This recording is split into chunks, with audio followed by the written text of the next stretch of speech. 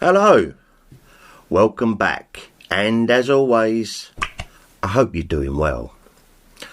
Right, before I start guys, I just want to say that my Tracking the Dragon DVD turned up. Obviously it is a different version of In Pursuit of the Dragon, slightly better picture, well quite a lot better picture actually, and I think it's got some more Bruce Lee footage in it. I do wish I had a DVD ripper so I could rip these and sort of compare them and do a video on it, but I watched it again, thoroughly enjoyed this documentary. So it turned up all the way from the States, brand new, very happy with it. So, two of the same film, again, nice one, stripey.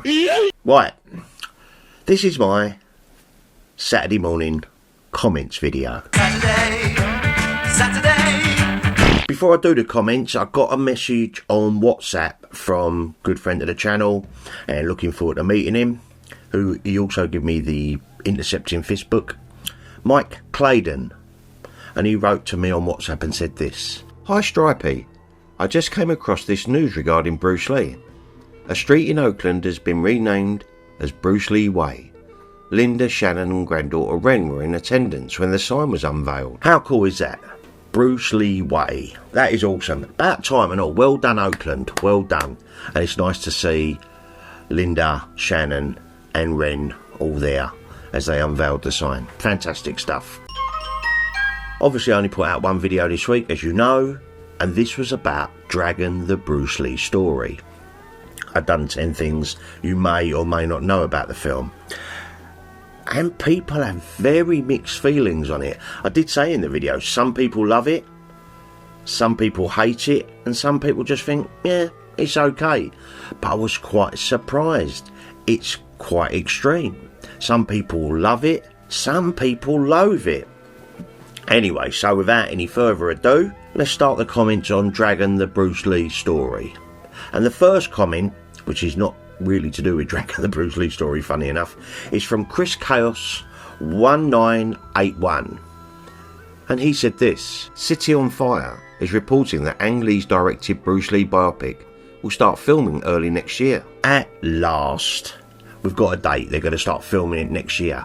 It does seem like they've dragged their heels on this one, so however long it takes to film and edit and put together, so maybe the next year or two we'll get a chance to see it. I'll put a link in the description down below on the City on Fire article so you can check it out for yourself, but there isn't a lot of information. It basically just says they're going to start filming it early 2025. But thanks for the comment, mate, I did appreciate it. At last we got a little bit of news.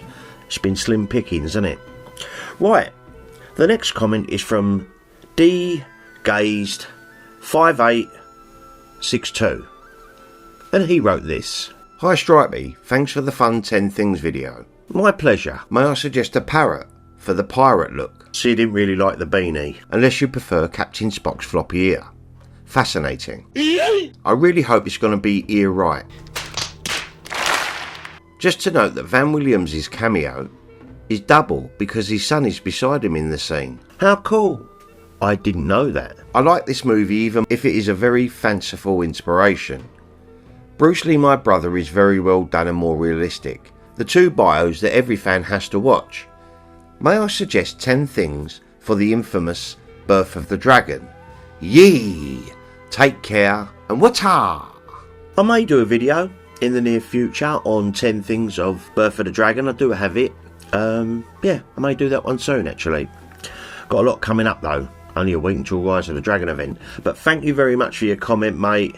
Shame you didn't like the beanie though. Or did you? Anyway, cheers pal. Right, the next one is from Cheekster. Great friend of the channel. Always comments like seconds after I put a video out. Truly amazing. Lightning fast. Alright bud.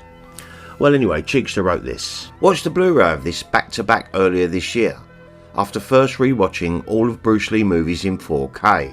The second viewing was listening to the audio commentary, which was really good, and I would recommend it to any fans of this movie." I haven't actually listened to the audio commentary yet, but we'll have to make some time and sit down and have a listen. I would also recommend this documentary, The Secrets of Shaolin with Jason Scott Lee, 2011. I watched it this Thursday just gone, and I did quite enjoy it.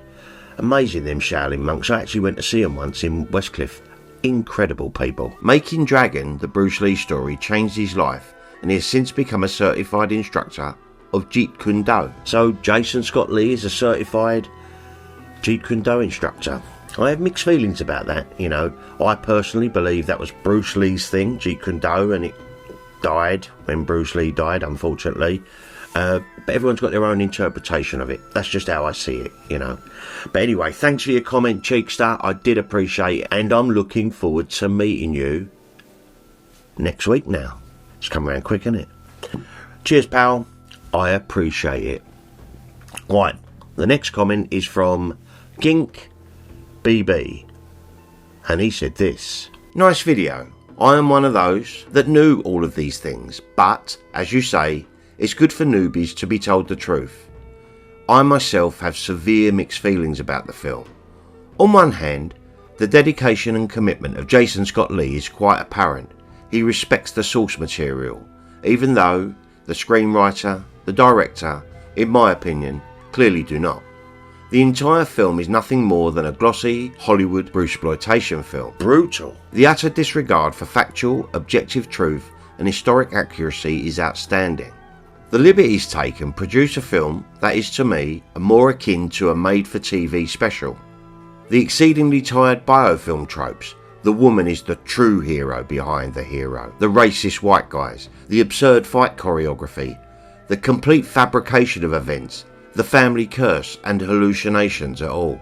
The very idea that lies, misrepresentations and exaggerations are more interesting than reality, that's the one that bothers me the most. The very notion that Lee's real-life story requires embellishment is the film's greatest sin and the most egregious form of disrespect to his legacy. I agree, Bruce Lee's life was damn interesting. Now I get it, films are not documentaries. There's not a single biopic I've ever seen that is accurate.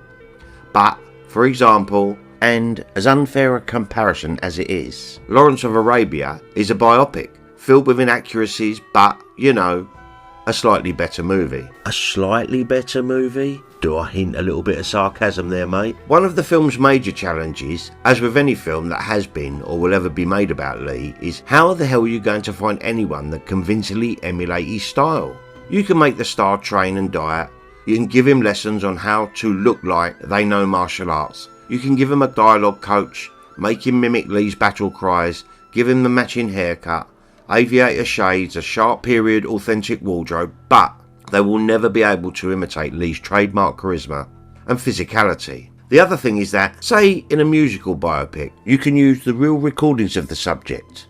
The Elvis film, Ray Charles, Queen movies could at least give the audience the real deal at any point in the film. Alas, you could not possibly cut to real footage of Lee and have it be convincing on even the slightest level.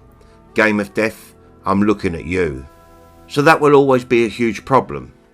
So ultimately I give the movie a big thumbs down. I can see why Jesse Glover wanted nothing to do with it. I doubt he was given a script or any real information. I think he probably just sussed out that it would be an incredibly exploitive cash grab, disguised as a loving tribute. I can also see why Linda was on board.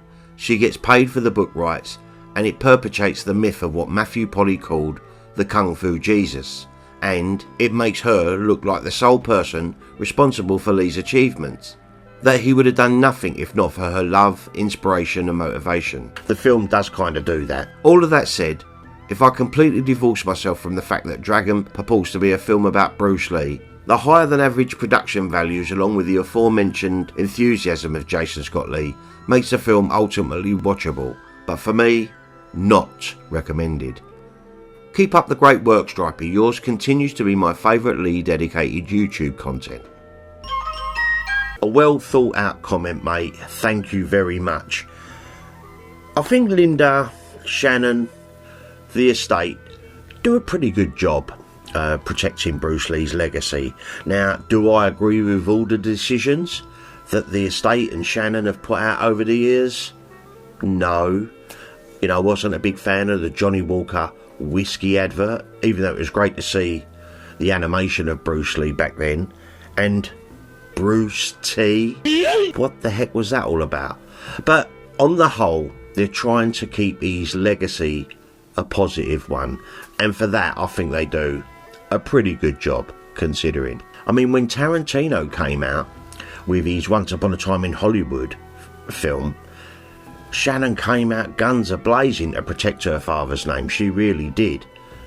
Having said that, when the Bob Baker letters was revealed in 2019, the Lee estate was like quiet. They just wanted that one to pass by, and I think they got away with that pretty unscathed, to be honest with you. But I really did enjoy your comment, mate. It was well thought out. I did enjoy reading it. I read it a couple of times, and I'm really glad you're enjoying the content. Thank you very much. I really do appreciate that. Right, the next comment is from Golden Age Skate Video, and he said this: Hi Stripey, Dragon is a good dramatic biopic, but so riddled with Hollywood embellishments and important omissions.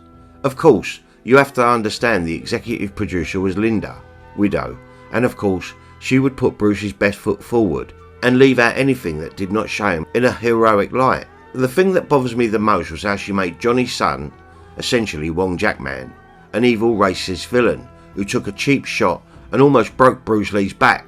Lol. Total Hollywood BS. But okay, no mention of working on Game of Death, or Fist of Fury, or The Way of the Dragon, or the other fact he died at Betty Ting Pei's apartment, Mistress. But okay, she wants to forget that, I'm sure. What we really need is an unbiased third party to do a real biopic, warts and all, to see him as the full human he was. People think Ang Lee will do it. The problem is, the Bruce Lee estate is so powerful and has lawyers that need to approve any film representation of him, so even Ang Lee is beholden to lawyers approving the script, sadly. Another messed up thing was the Bruce Lee estate threatening legal action against Bruce's own siblings, Robert Lee and Phoebe Lee, with their produced Hong Kong biopic Bruce Lee My Brother. Sad thing with estates and lawyers getting involved. Makes me want to puke, to be honest. I thought Bruce Lee My Brother was awesome. Sorry, but I think you're in search of truth on Bruce Lee over fiction. I would also recommend Tom Bleeker's YouTube channel for factual Bruce Lee stories and anecdotes. Cheers. I've watched all Tom Bleeker's playlist on Bruce Lee. I've watched them all. I watched a couple of others he done as well. And I've only just recently read his book Unsettled Matters. I did do a video on it. The problem is with biopics, not everyone's going to love them. I mean, I quite enjoyed the Elvis one that was done recently, but a lot of Elvis fans, including my brother who's a huge Elvis fan, thought it was crap. They thought it should have been a Colonel Tom Parker film. But I really enjoyed it for the entertainment value. And when it did actually show you Elvis singing Unchained Melody, me and the wife was giving it a round of applause at the cinema. We got captivated by Baz Luhrmann's film. I really did enjoy it. And I didn't know Colonel Tom Parker was so bad. But you can say that about John Lennon biographies, Beatles biographies. There's been plenty of those. One of the ones that I really did enjoy was Oliver Stone's The Doors, about Jim Morrison and The Doors. I thought that was a fascinating film. Is it factually accurate? I don't know. But as a film, it was amazing. I really did enjoy it. And I watched it recently and it still holds up. We quite enjoyed the recent Amy Winehouse biopic, but a lot of people have slated it. You're never going to please everyone. And how are you going to honestly do a proper biopic on Bruce Lee, covering everything he achieved in that short period of time that he lived? No, it is very difficult to do. But thank you very much for the comment, mate. I did appreciate it. Right, and finally, slightly off topic, but I thought it was quite interesting and I wanted to mention it anyway. This comment is from Dead Just Back for the Day. Crazy name. And he said this: Hey Stripey, how much of a difference do you think Bruce Lee would have made had he been at the Sharon Tate place on the night of the Manson murders? Who knows? Chances are Bruce Lee would have got shot or stabbed as well. We like to fantasise that Bruce Lee would have just done stuff that he does in his films and disarmed them all and all of that, like Brad Pitt did in Once Upon a Time in Hollywood. Sorry if I spoilt that for you lot. But you know, Sharon Tate, Jay Sebring, Wojciech Brokowski, Abigail Folger and Stephen Parent, not to mention Roman and Sharon's unborn baby at the time, all got slain. in the Manson murders. I mean, the Manson murders, we call them. I have really confused feelings about that now, because I've just recently, well, not recently, it was about a year ago, I read Tom O'Neill's book, Chaos. That's another video for someone else to do. It's nothing to do with Bruce Lee. But we like to fantasise that Bruce Lee would have disarmed them all and beat them all up and tied them all up and saved the day. But there's a good chance that Tex Watson, who had a gun, you know, would have just shot Bruce. There was a tragedy though, wasn't it? It really was. But I did enjoy your comment. And like I said, we like to think that Bruce would have saved them all. Sharon would have survived. Jay would have survived, because they were close friends of Bruce. Jay Sebring and Sharon Tate, we know, were close friends of Bruce Lee. And Bruce is seen briefly at Sharon's funeral. But yeah, who knows? Who knows? We can speculate, I guess. But I did appreciate your comment, mate. Thank you very much. So that's it for today, guys, on the comments. Thank you all. Like I said, there was a whole load of other comments putting out really interesting points on Dragon, the Bruce Lee story. I still kind of like it, but for what it is. I like The Man, the Myth for what it is. And The Man, the Myth actually has the set of the Big Boss in it. They filmed in the Coliseum, I do believe, the last film to be filmed in the Coliseum. So there are bits about Bruce Lee, The Man, the Myth. And yes, Michael Worth, if you're ever watching this, put that in the next box set. Widescreen Blu-ray of Bruce Lee, The Man, the Myth, uncut, would be lovely. Right, that's it for today, guys. Right, before I go, I want to thank you all for watching, for commenting on the videos, as you often do. I really do appreciate it, and for giving them a thumbs up and all that. And of course, my wonderful Patreons and my new patrons. Thank you so much. I really do appreciate you all. You're amazing. Right, I'm off to a barbecue this afternoon, probably the last one of the year. So have a great weekend, guys. Much love, and I'll be back with another ramble real soon. You take care now.